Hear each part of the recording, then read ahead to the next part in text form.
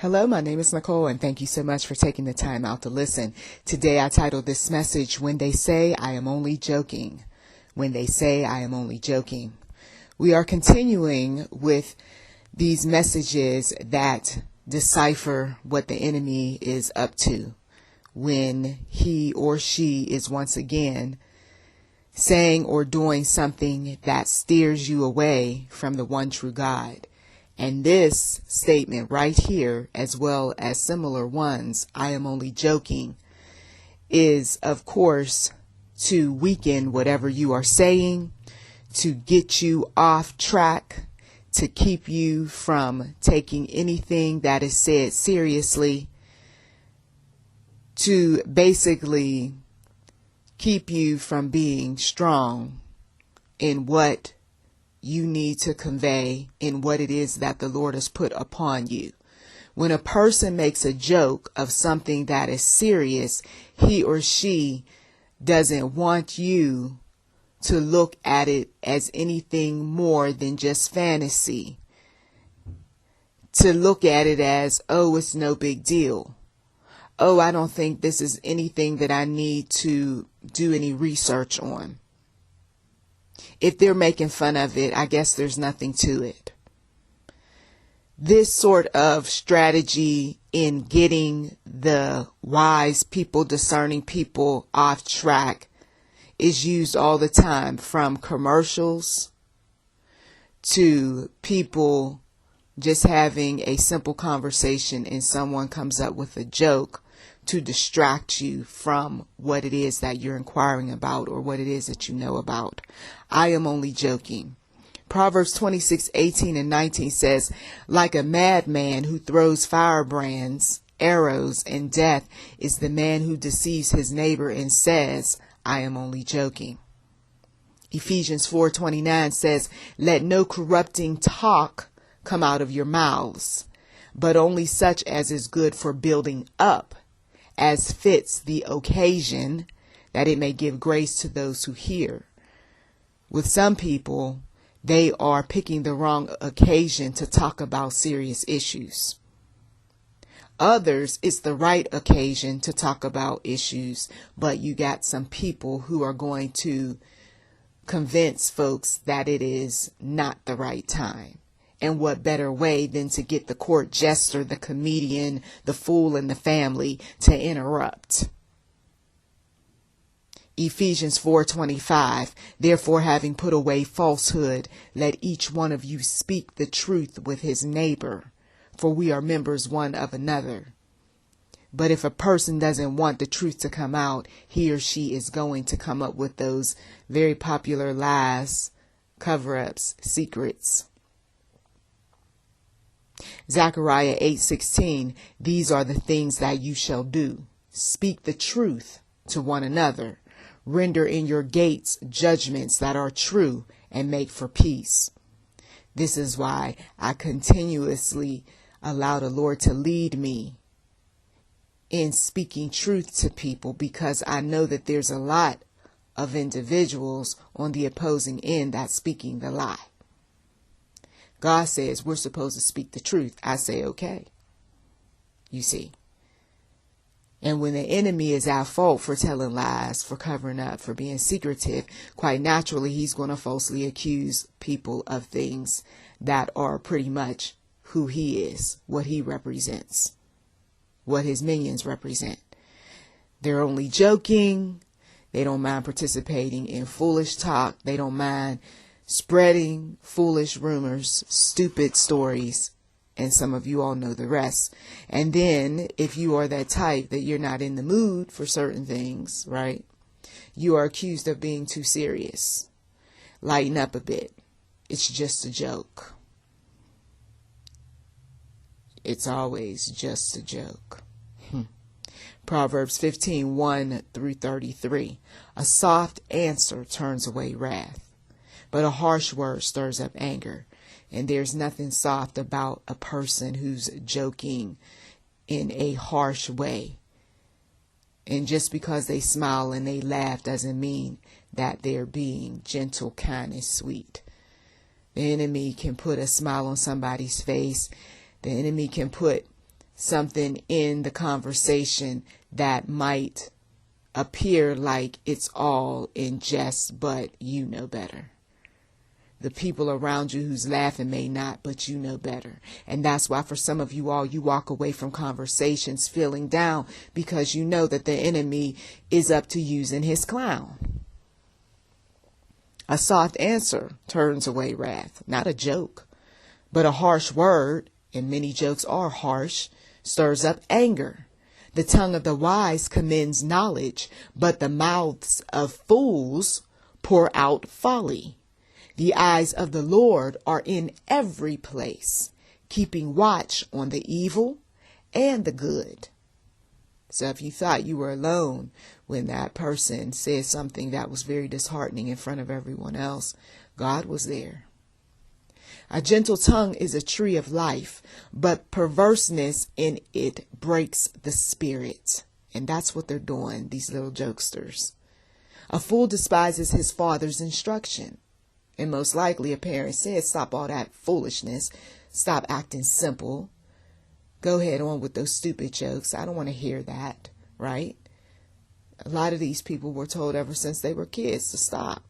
A fool despises his father's instruction, but whoever heeds reproof is prudent.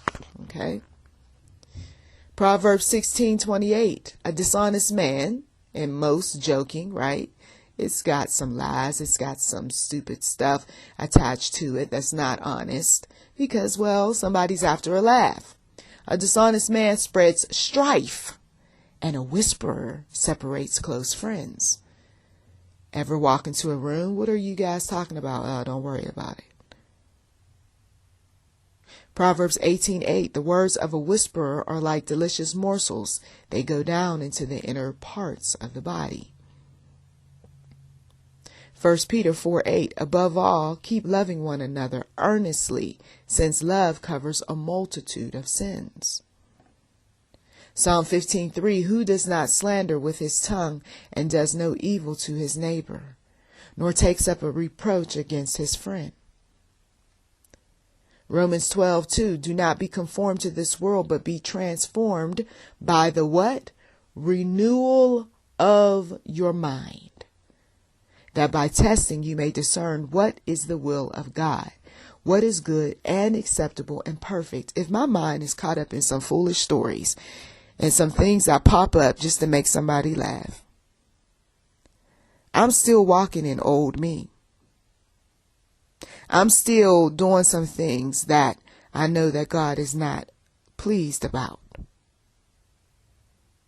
And so then when what we put out comes back to haunt us, then we want to play the victim. The Lord says, no, you're not the victim. You're the one who started it. You started it with the harsh joking. You started it with the silly conversation. And you know how it is when you get tired of hearing some people hit you up with a bunch of jokes. You start getting angry. You start getting defensive, serious, and you say, stop all that. And some people don't know when to quit. And before long, somebody is in a physical or verbal war. I told you to stop. I told you to quit with all of your insults. And they're doing it to amuse themselves, just as you may have been doing it when you started the joking. You see, there's that selfishness that shows up again. That lack of compassion for others, making a fool of one's brother rather than uplifting him. Proverbs 26:22. The words of a whisperer are like delicious morsels. Aren't they? As I said before. And that was in Proverbs 18:8. They're always like delicious morsels. Starts off good, nice and tasty, fun, exciting, interesting, humorous. Ha ha ha, he he he. They go down low into the inner parts of the body. Proverbs 26:20. For lack of wood, the fire goes out. There it is, right there. And where there is no whisperer, quarreling ceases. That one that liked the joke got fired or quit his job. And everybody takes a deep sigh. Whew.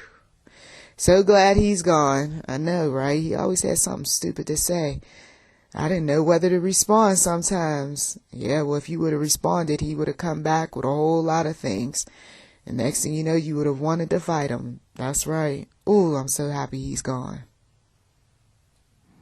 There's some people, they can't wait to see some people leave who love keeping up some type of foolish argument, something to get a laugh.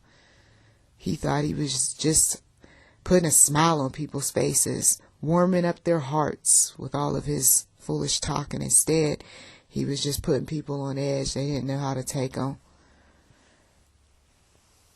They were walking on eggshells around him. Some of you all, you know people like this.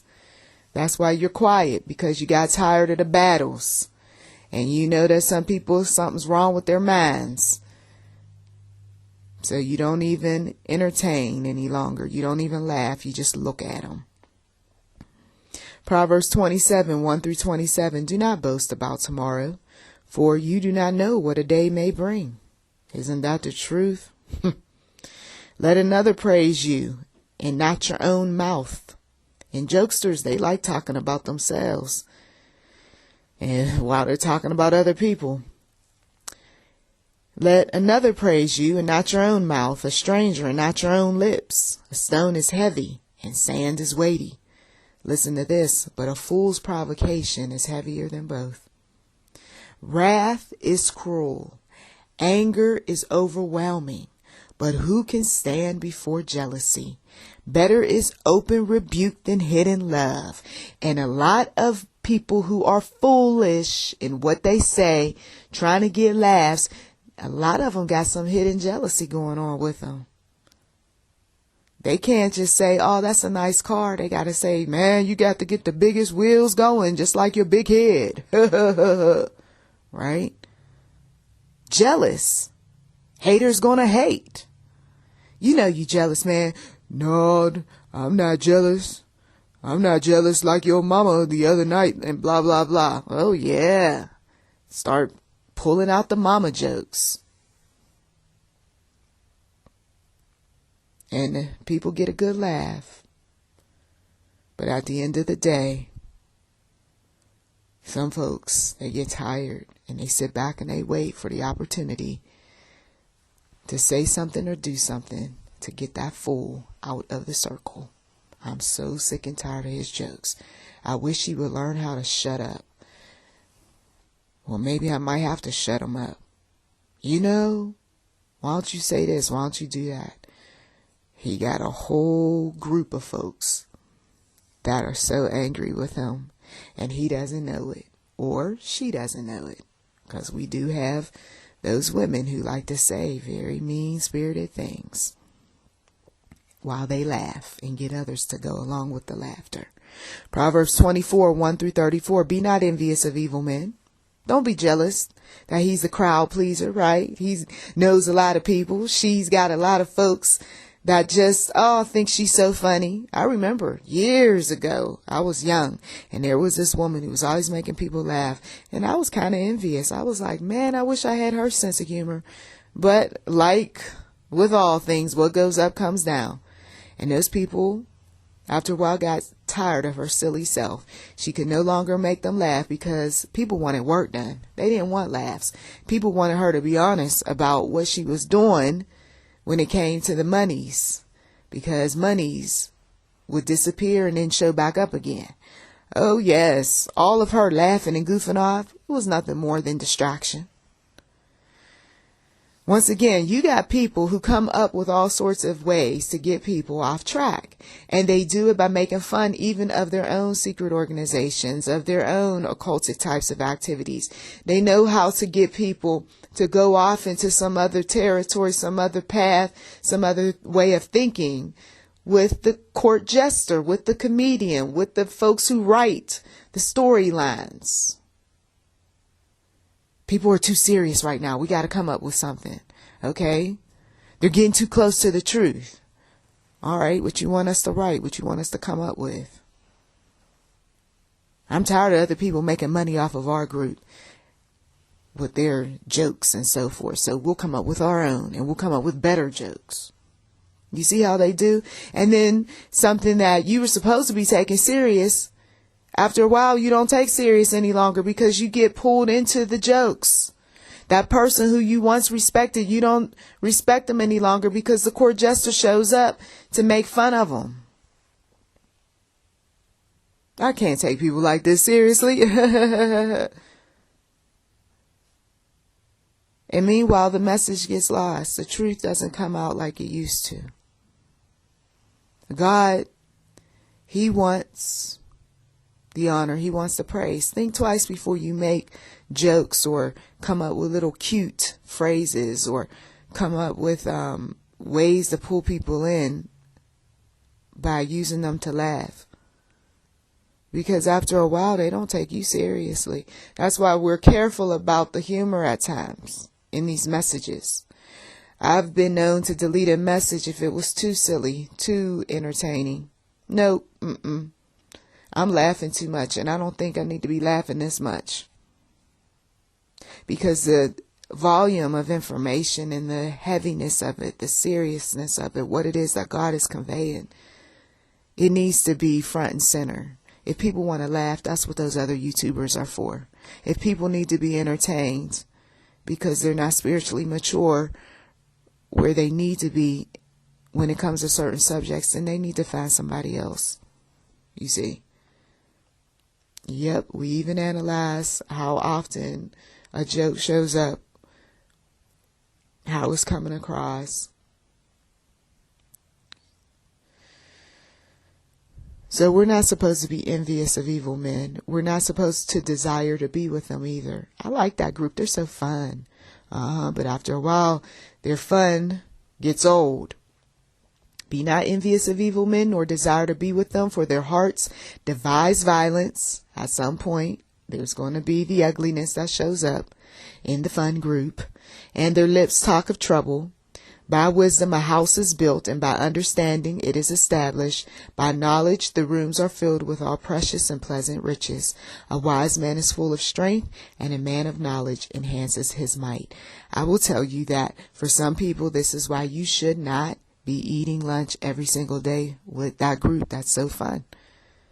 Somebody sooner or later is going to say something, and it might be a stereotypical joke or comment. It might be something that leaves you feeling angry because you were just sharing some personal information and it was in a way that wasn't so fun. But then that court jester is going to make fun of it, and you weren't in the mood that day, and they said the wrong thing, and now you're like, see, I'm not going back over there. Why? You're so sensitive. You people are so sensitive. Some of you all, that strikes a chord. Am I really being that sensitive? Okay, maybe I should give this group a chance. Here they go again with their stereotypes. And see, because you accept that, because you joke, go along with it, it's no big deal. They think it's okay to do it to the next man and the next one. You might want to give them a disclaimer. You might be cool with that, but there's a whole lot of people that's not cool with those statements. You might want to share a bit of wisdom with your neighbor, with your friend, with your coworker that thinks it's okay to say what he or she says with you because you allow it. But you might want to warn them that that's not going to go over too well if they show up in certain hoods, if they get around certain groups. That's for somebody, not everybody. Because some people are just so open to just anything until it hurts them.